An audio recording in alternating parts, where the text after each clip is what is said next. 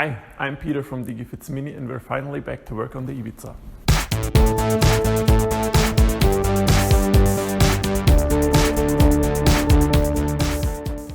When we left off last time, the engine of our Ibiza wasn't running properly. It was stuttering and it smelled like it is running rich after installing the original fuel pressure regulator.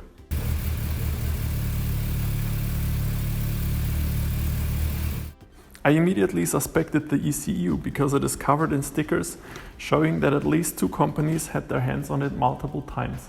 One of the companies is actually still in business and I've contacted them to ask if they are able to tell me what has been done to the ECU. But they say they can't tell because they have to protect their intellectual property. So the only way to find out is to have a look inside, I guess. So the map sensor of our ECU has been replaced. Not only is the mounting of the new one pretty poor, also its part number has been removed. If that's the intellectual property they need to protect, I wonder how this company can still be in business. Let's see if they at least installed a compatible replacement. To test that, I'm measuring the output voltage of the map sensor at ambient pressure. Fortunately, I have access to another ADL ECU, so I'm able to measure the output of an original map sensor, which is about 0.3 volt lower. So whatever the part number of this map sensor might be, it is definitely not the right one for our ECU and needs to go.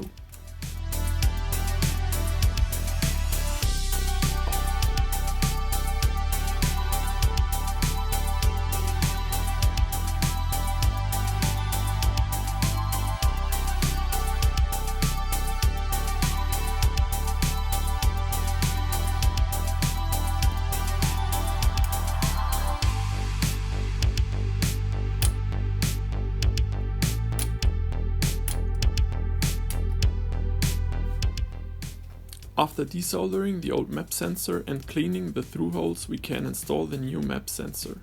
We've designed a PCB which allows the usage and proper mounting of a pressure sensor in today's standard SMD package.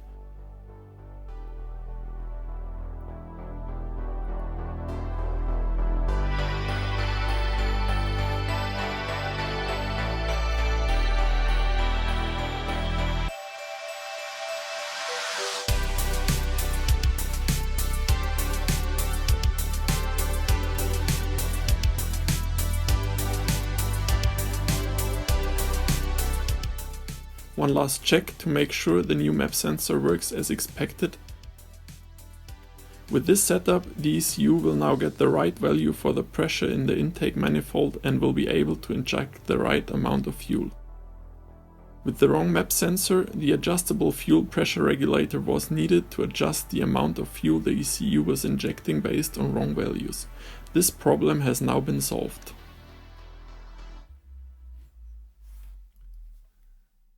The second major problem with this car was a leaking heater core, so it's time to dig down deep into the dashboard.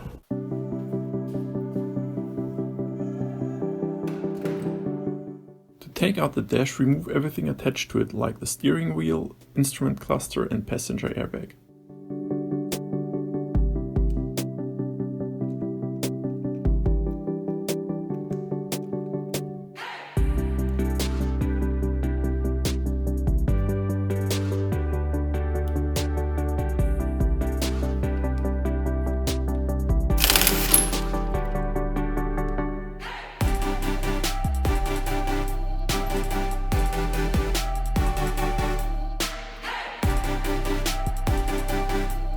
With everything else out of the way, we can start to take out the bolts holding the dash in place.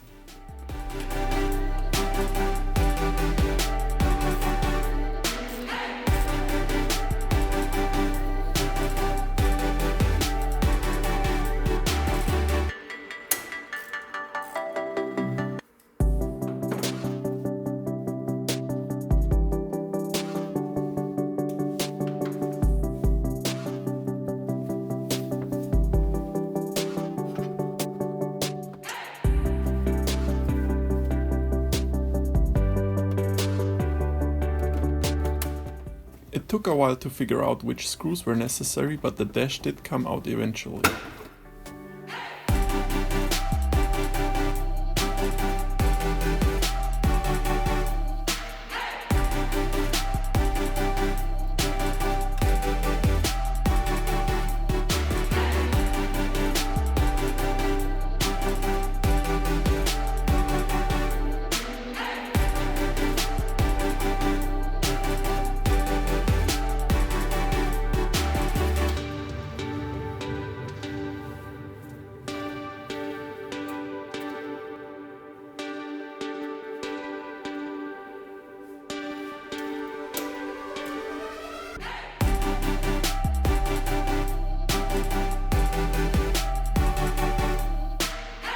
To get access to the heater core, we also removed the whole HVAC unit.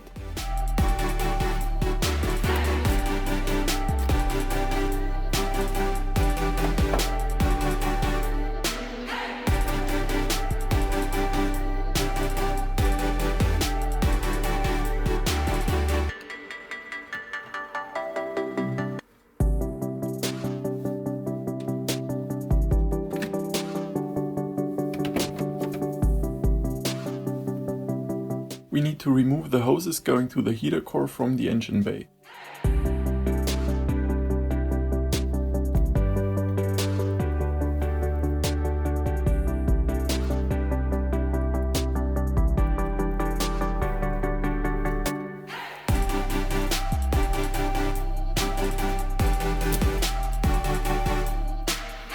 And take out the screws holding the HVAC unit in place.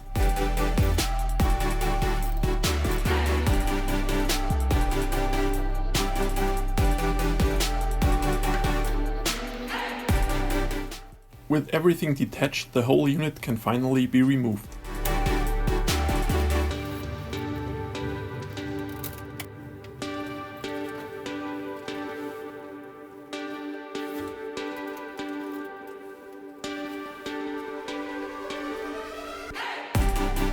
No wonder the whole car was flooded with this massive hole in the top of the heater core.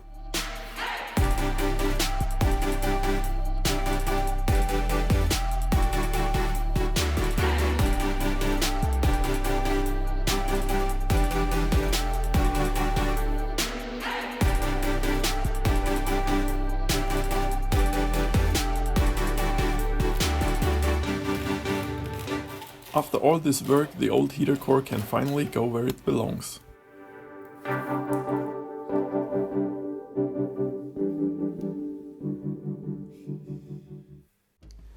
To gain some motivation to put this whole mess back together, I thought it'd be a good idea to take care of one of the minor things that bothered me since we first got the car: the headlights.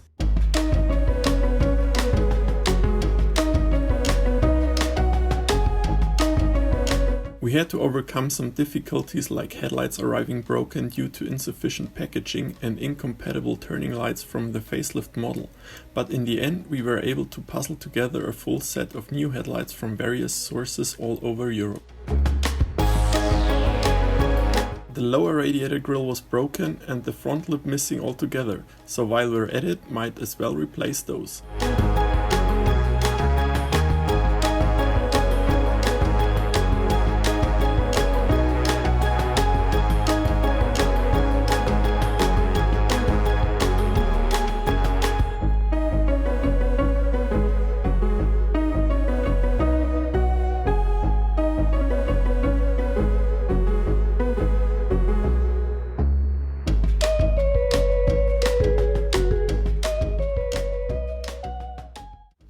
With the new front end, the Ibiza finally starts to look like a car again, and I can't wait to drive it.